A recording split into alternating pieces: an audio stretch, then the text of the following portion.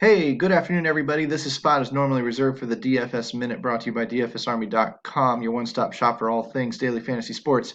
I am your buddy Chapadong, and I am coming at you with a hockey breakdown today. Get some requests from time to time on hockey, basketball, various sports, even PGA on occasion, and how to quickly set up competitive lineups. And so I figured I'd dive in and show you that today, since we've got a fairly large slate inside DFSArmy.com, and we're going to kind of dive in full on, because it just doesn't take that much time if you have a basic understanding of the sport and what the sport requires in terms of correlation, stacking, ownership, etc.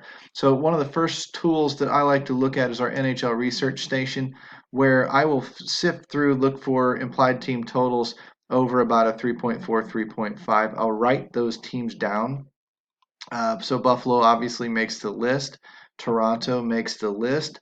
If I cruise down the rest of the list, I'd have Buffalo, Toronto, Winnipeg, Colorado. Colorado's like a 4.4 or something ridiculous facing Ottawa tonight. They're definitely on the list. I also went back through teams that I thought might be in an interesting spot. Teams that were facing bad defenses. And where do I find that? I go to a site called naturalstattrick.com, and I sort by the last 10 games. If you open up their filter, you can see last 10 games. And I come over here, I come down to the bottom where I can scroll across, and now look at the goals for and goals assist category. If I rank them, goals for, Boston, Tampa Bay, St. Louis, Columbus in the last 10 games or so, even Anaheim jumps to the top of the list. Because St. Louis and Anaheim are playing together tonight, there's a lot of theories that you could surround them with. St. Louis has been scoring lately. They've been giving up goals lately. Jordan Binnington, even though this shows a weak goals against average of 2.32 for St. Louis, Jordan Binnington has allowed 3 goals in like his last 4 or 5 starts each. I don't know what St. Louis's plan is. I would assume they're going to try and get back to their game plan of keeping pucks out of the middle, forcing you down to the perimeter, and playing a very, very defensive, heavy hitting style. But through the course of a season, that style wears on you, and so they relaxed a little bit, opened up their game, became a little bit more of a shooting team, and as a result, sort of lost their way. So eventually, they're going to get back to that style that's kind of their bread and butter. But this is a dad's weekend trip for St. Louis, which means maybe they want to show up in front of their dads. I don't know. These are all ifs, ifs, ifs. And anytime you're saying, well, if this, and maybe this, you're talking about GPP stuff. You're talking about tournament stuff. You're not talking about cash game stuff. So save those narratives for the tournaments. St. Louis and Anaheim, being that Anaheim is also up here on the goals for list, um, could turn into a sneaky shootout. It'd be a very, very low owned shootout, and I would have maybe a couple of lineups of it if I was building a bunch of lineups tonight, just in case. But generally speaking, I would stay out of that for the more conservative contests like cash games and whatnot. But these are the kind of the teams that you're looking for, those that are scoring goals here recently, and see how many of them are on the slate tonight versus how many are maybe in a pretty good spot. Tampa Bay is on the slate, I believe. Columbus, they may be playing each other, so there's another sneaky shootout spot. If we check the research station really quick, maybe we'll find that. Florida and New Jersey, we know Florida allows a lot of goals. That puts New Jersey in an interesting spot. Philadelphia, New York, Tampa, and Pittsburgh. Okay, so it's not Tampa. It's not Tampa and Columbus like I thought. That might have been last night. Anywho, the other thing that I would do is I would go into the goals against, and I would bring the crappy teams to the top here. Who's allowing a ton of goals?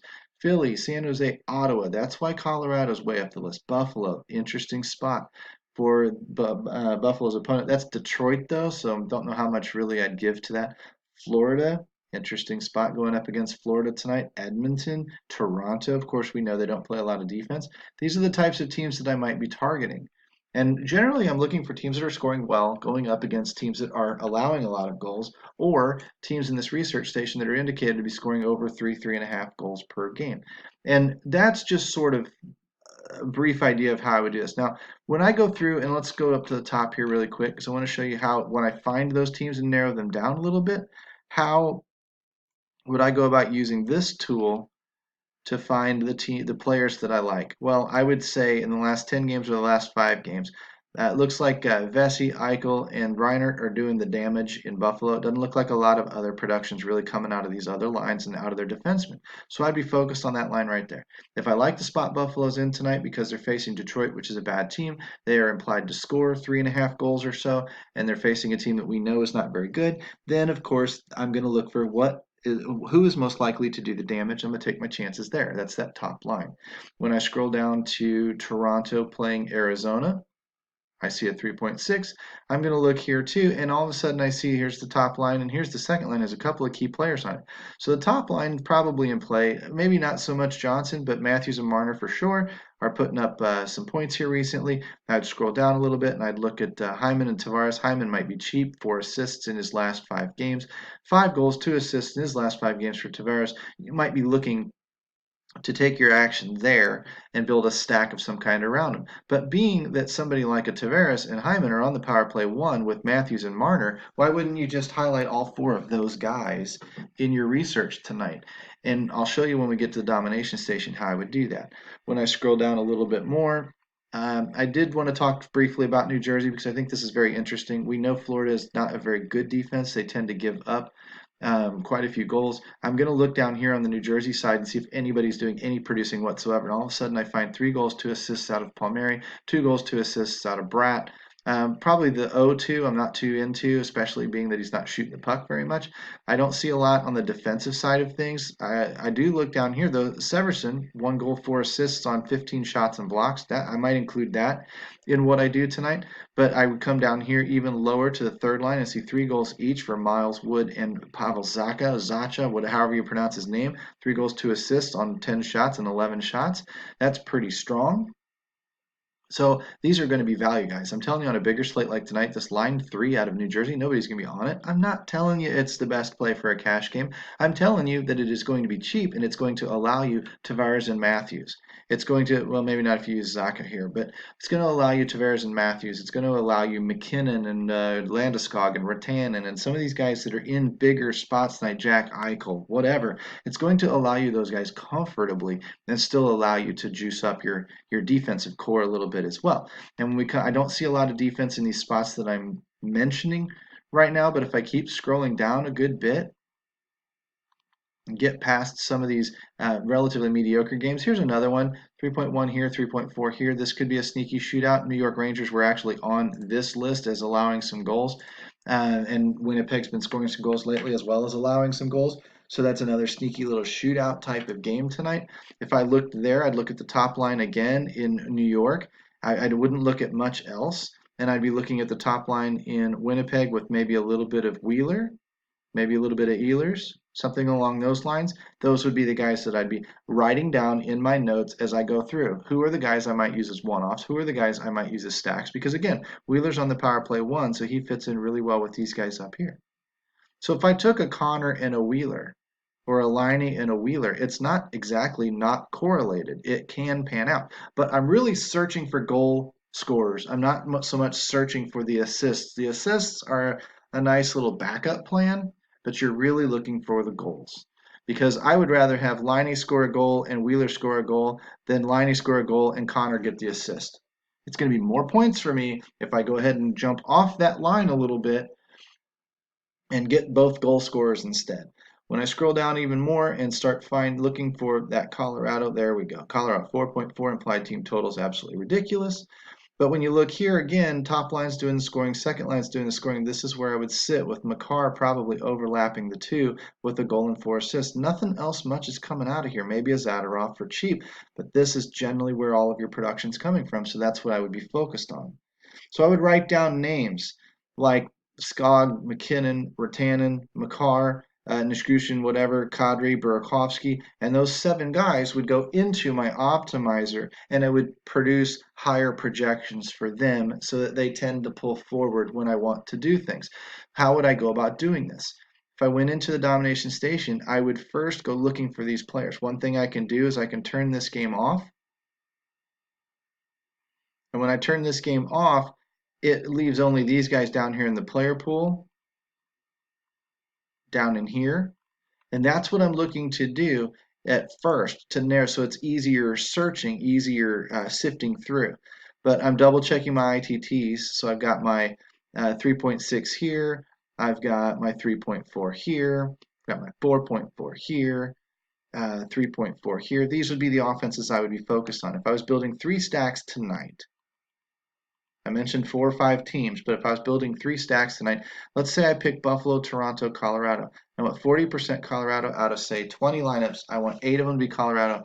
That leaves me 6 Torontos and 6 Buffaloes. I could have it be 8 Toronto and 8 um, Colorados and then only 4 Buffaloes, whatever percentages I want to say. But I would try and target just in 20 lineups a couple of teams and hope you hit them right. Your goal is to have those teams score a lot of goals tonight. If it works, hopefully you've got the right guys. If they score 8 goals and you just miss all of the points, that doesn't mean you did anything wrong. In fact, it means you did a lot of stuff right. That's just the nature of the volatile sport of hockey.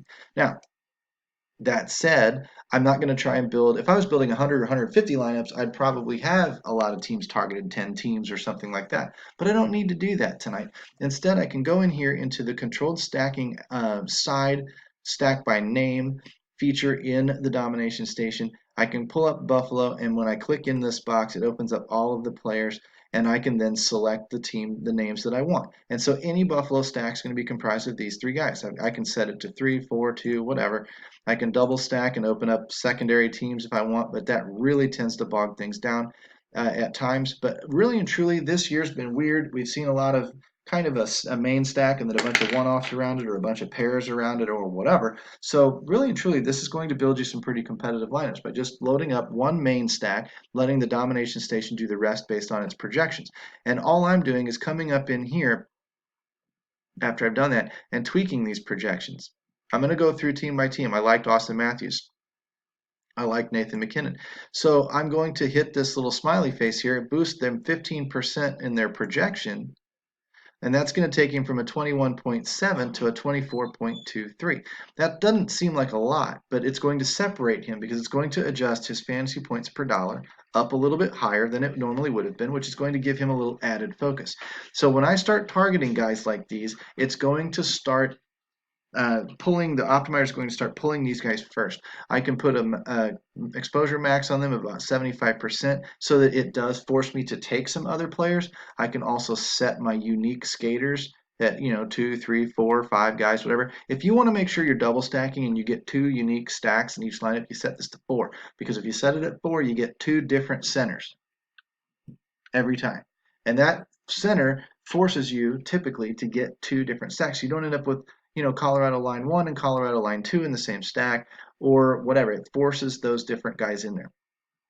Now, if you're down here and you've got certain guys that you like, value plays, whatever, certain guys that you like, if I scroll down here a little bit more, maybe we can find one of these guys down here towards, there's Palmieri, Wheeler, Landeskog, Connor. These are guys, come down a little bit more to some of the cheaper guys. Kadri, whatever, if you like them because they're on line 1 or 2 of Colorado or some of the offenses that you've targeted, then you boost their projections a little bit. And when you've got that set up the way you want it, you click Optimize.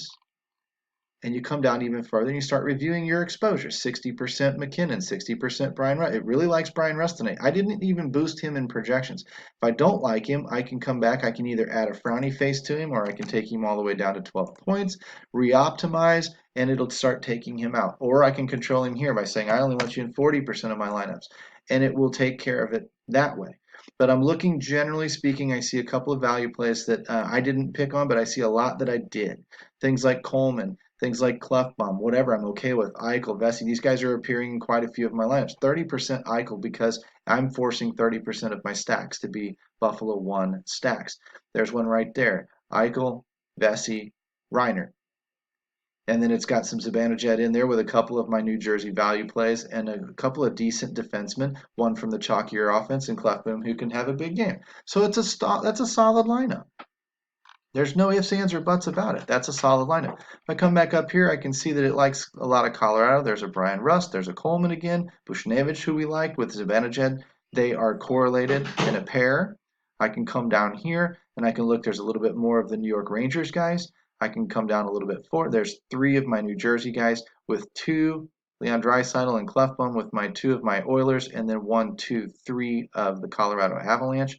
So you're seeing mixes and matches and plays around. One of the other things that I've done is I put on a lot of randomization in hockey, because hockey is a very random sport anyway, where the general range of outcomes is very, very wide for any given player. And so I want to account for that in my lineups. So I throw the randomization, 15, 20, 25, 30%, something along those lines when I'm making my lineups. And then I let it swirl those one-offs around my main stacks. And I just come through here and double check and make sure that most of these are my main stacks. I like them, boom, I click download, I throw them in some cheap tournaments, and I just let it roll.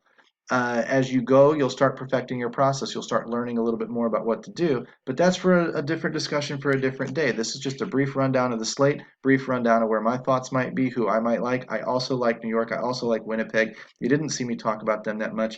But these are, you're just, when you only make 20 lineups, there's only so much that you can do and still get several shots at it with those lineups. If you were going to want to run, say, 40 lineups, then I would probably take these 3 out. I'd download this set of lineups. I would do it again with 3 more teams, and then I would set those 20 lineups next to the other and go dump them in some contests. That's typically how I'm playing hockey right now. If you want to talk a little bit more single game, single entry strategy and stuff, there's a lot to talk about there too. That's where you need the answers to your questions, because with the VIP program at DFS Army, yes, you get access to all the tools and the optimizer and everything else, but you don't have anyone to ask your questions to if you're a light member. You need to be a full VIP member. And that coupon code CHOP, CHOP, takes that VIP membership down $5 to where it's only $5 a month more than the light membership. So for $5 a month, you unlock all of the coaching for all of the sports, whether it's NASCAR or MMA or whatever sport you might want to learn how to play. And you get experts there talking to you in discussion forums that are showing you how they have become successful players. And that's really and truly what makes the difference. So give that a shot. Come on in. Give us a try at dfsarmy.com. We'd love to have you. And hopefully you guys have a good hockey night tonight, and we'll talk about some other stuff here in the next couple of days. Peace out.